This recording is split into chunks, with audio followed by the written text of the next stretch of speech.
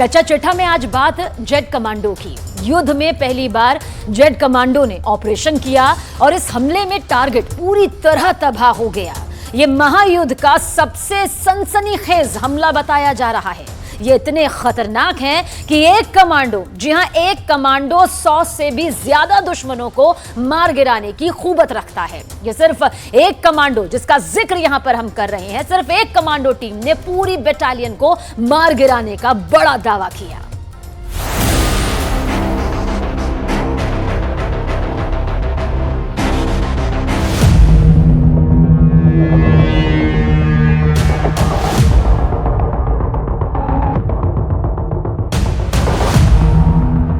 ये वो कमांडो हैं जो लहरों के बीच ऐसा ऑपरेशन करते हैं कि दुश्मन हैरान रह जाता है। ये वो कमांडो हैं जो जेट स्पीड से अटैक करते हैं और दुश्मन को चौंका देते हैं। ये वो कमांडो हैं जो समंदर की सबसे खतरनाक अटैक मशीन कहे जाते हैं। ये वो कमांडो हैं जो लहरों को चीरते हुए जब आगे बढ़ते हैं तो डिफेंस के लिए चंद सेकंड ही मिलते हैं और तब तक काम तमाम हो जाता है। यूक्रेन ने अपने इसी जेट्स की कमांडो टीम का इस्तेमाल किया है और इस कमांडो टीम ने जो रेड की है उसने रूस को बहुत बड़ा झटका दिया है।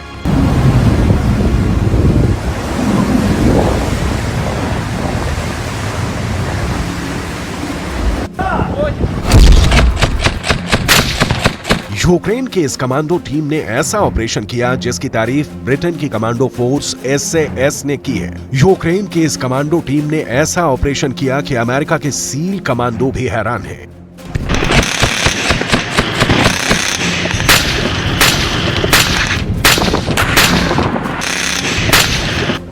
जिस मिशन को अंजाम दिया गया उसके बारे में ब्रिटेन की कमांडो फोर्स SAS ने कहा था कि यह मुमकिन नहीं है, ये अटैक फेल हो जाएगा, लेकिन यूक्रेन ने वो करके दिखाया है जिसकी उम्मीद व्लादिमीर पुतिन को बिल्कुल नहीं थी।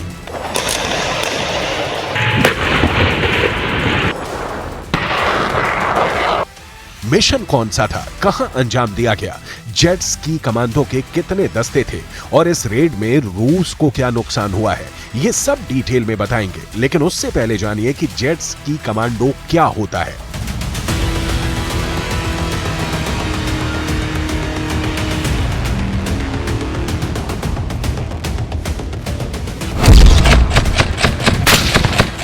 जेट्स की कमांडो दस्ते में दो सैनिक होते हैं, एक जेट्स की चलाता है और दूसरा पीछे बैठकर टारगेट पर अटैक करता है।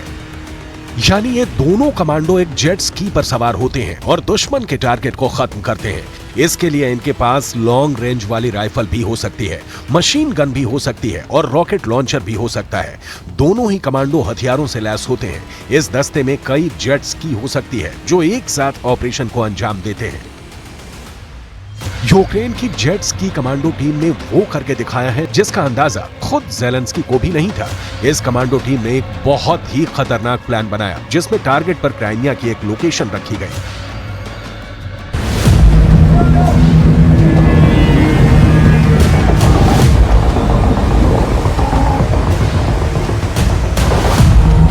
ये उस हमले का वीडियो है और इसे आपको बहुत गौर से देखना चाहिए क्योंकि इस रेड में बहुत सी ऐसी चीज सामने आई जिसे रूस की डिफेंस फोर्स अभी तक स्टडी करने की कोशिश कर रही है। ये 45 सेकंड का वीडियो है और इसे यूक्रेन की डिफेंस मिनिस्ट्री ने जारी किया है।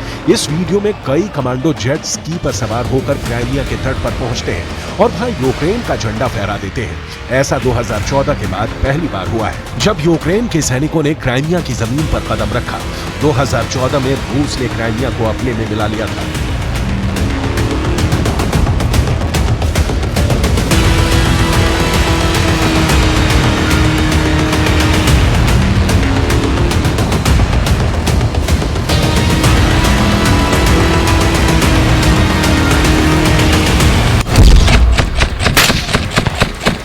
इस ऑपरेशन में जेट स्की को इसलिए चुना गया क्योंकि ये 80 किलोमीटर प्रति घंटे की रफ्तार से भी तेज भागती है। पानी पर इतनी स्पीड की वजह से नौसेना के जहाज इसका पीछा नहीं कर सकते। एक बार फ्यूल टैंक भरने के बाद ये 150 किलोमीटर का सफर तय कर सकती है, लेकिन ये बात जेट स्की के वजन और उसकी रफ्तार पर भी निर्भर करता है। ये रेंज 200 किलोमीटर तक बढ़ाई जा सकती है। इसलिए जाहिर है कि पूरे ऑपरेशन के दौरान जेट स्की को रास्ते में रिफ्यूल किया गया ताकि उसकी रेंज बढ़ाई जा सके। इस ऑपरेशन को ज़ेलेंस्की की फोर्स की बहुत बड़ी कामयाबी कही जा रही है, क्योंकि इसके बाद यूक्रेन और रूस के सैनिकों के बीच गोलीबारी हुई और यूक्रेन की कमांडो टीम का दावा है कि उसने रूस को भारी नुकसान पहुंचाया है। उसके कई सैनिक भी मारे गए हैं, लेकिन ये यूक्रेन का दावा है। कई बार ऐसे ही दावों को बहुत बढ़ा चढ़ाकर पेश किया जाता है और ऐसे दावों की हवा रूस पहले भी निकाल चुका है। पिछले 3 दशकों में जितने भी युद्ध लड़े गए हैं, उनमें इस जेट स्की पर सवार कमांडो टीम की रेड को सबसे खतरनाक बताया जा रहा है।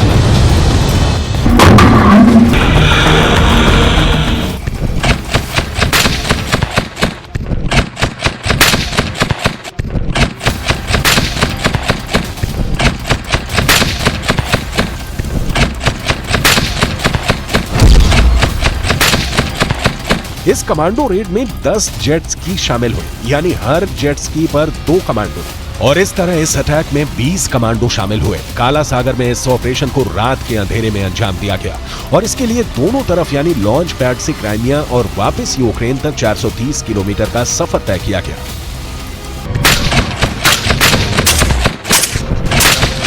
कहा जा रहा है कि ऐसा कमांडो ऑपरेशन दुनिया ने जेम्स बॉन्ड की फिल्मों में देखा है और अब यूक्रेन की स्पेशल फोर्स ने इसे काला सागर में अंजाम दिया। सब कुछ बहुत खामोशी से हुआ। विशाल समंदर में रूस की नौसेना को चकमा देते हुए 20 कमांडो की ये टीम अपने टारगेट तक पहुंची। इससे पहले यूक्रेन के कुछ फास्ट बोट ने रूस की नौसेना का ध्यान भटकाने के लिए करीब के इलाकों में गोलीबारी की, जिससे रूस की नौसेना का ध्यान भटक गया और फिर इस कमांडो ऑपरेशन को अंजाम दिया गया।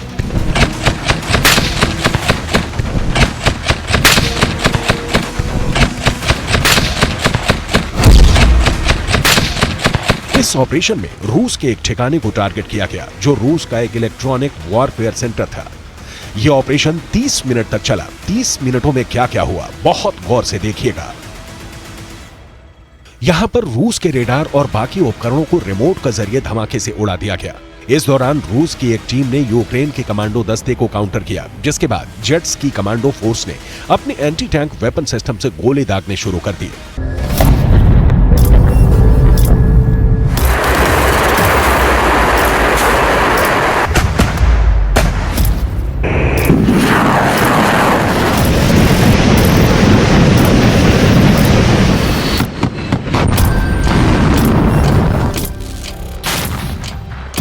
यूक्रेन का दावा है कि अगस्त में हुए इस ऑपरेशन में रूस को बहुत बड़ा नुकसान हुआ है। उसके कई सैनिक भी इस हमले में मारे गए।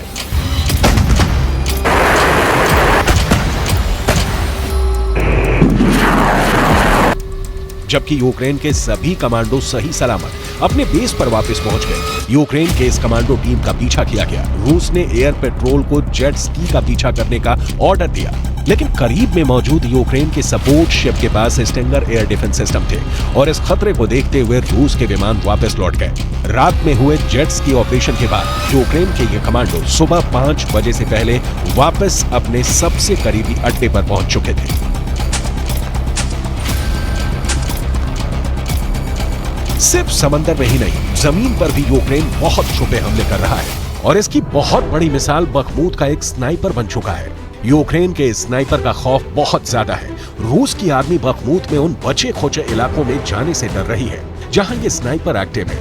ये छुपकर हमला करता है, गिली सूट पहनकर हमला करता है। गिली सूट यानी ऐसा सूट जो आसपास के माहौल में स्नाइपर को छुपाने में मदद करे।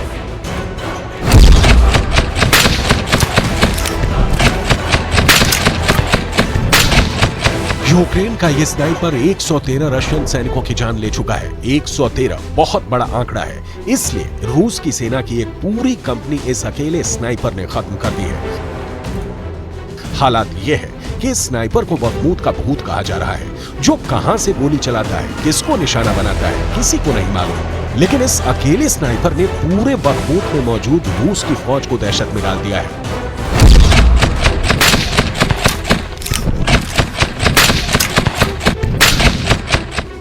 यूक्रेन का यह स्नाइपर इतना खतरनाक है कि उसने अपनी लॉन्ग रेंज स्नाइपर राइफल से 2.5 किलोमीटर के फासले तक रूस के सैनिकों को टारगेट किया है और ऐसा ही इसने 113 रशियन सैनिकों को मौत के घाट उतार दिया और ऐसे ही इसने 113 रशियन सैनिकों को मौत के घाट उतार दिया।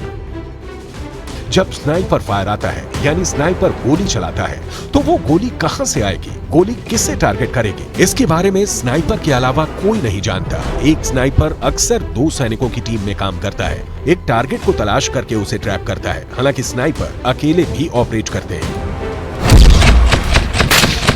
ये स्नाइपर 3 तरह की राइफल इस्तेमाल कर रहा है।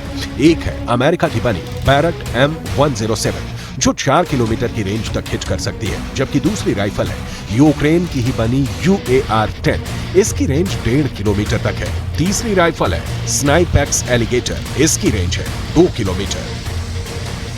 बखमूत में हजारों सैनिक मारे गए हैं और ऐसा दोनों तरफ हुआ है। बखमूत का युद्ध ना ज़ेलेंस्की के लिए आसान रहा, ना ही पुतिन के लिए।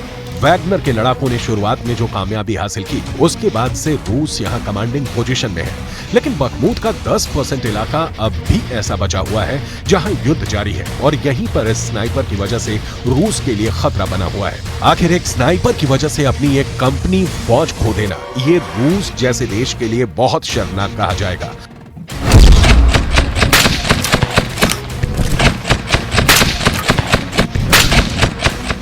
यूक्रेन की फौज की जिस यूनिट में ये स्नाइपर है उसका दावा है कि पिछले 9 महीने के युद्ध के दौरान उसने और उसकी यूनिट ने मिलकर रूस के 558 सैनिकों को मार डाला है। 558 सैनिक यानी करीब 1 बटालियन को सिर्फ स्नाइपर और उसकी टीम ने मौत के घाट उतार दिया है। इस स्नाइपर का नाम नहीं बताया जा रहा है क्योंकि इसकी पहचान गुप्त रखकर ही रूस की सेना में दहशत फैलाई जा रही है और इसीलिए इसे बखमूत का भूत कहा जा रहा है। इसकी यूनिट का दावा है कि उसने रूस के कई हाई प्रोफाइल अफसरों को स्नाइपर हमले में ही मार दिया है। जब भी कोई कर्नल या उससे ऊपर जनरल रैंक तक का अधिकारी इलाके में होता है तो ये स्नाइपर टीम एक्टिव हो जाती है और उसके करीब पहुंचकर उसे मारने की पूरी कोशिश की जाती है। कई बार तो ऐसा हुआ है कि एक टारगेट को हिट करने के लिए ही एक ही पोजीशन पर 16 घंटे जमे रहना पड़ा और इस दौरान सबसे बड़ी चुनौती ये होती है कि रूस की सेना को पता न चल पाए कि यूक्रेनी स्नाइपर घात लगाकर बैठा हुआ है। युद्ध में ऐसे ही हीरो तैयार किए जाते हैं जो बाकी पस्त पड़ी फोर्स का हौसला बढ़ा सके। ये स्नाइपर भी यूक्रेन की इसी कोशिश का हिस्सा नजर आता है।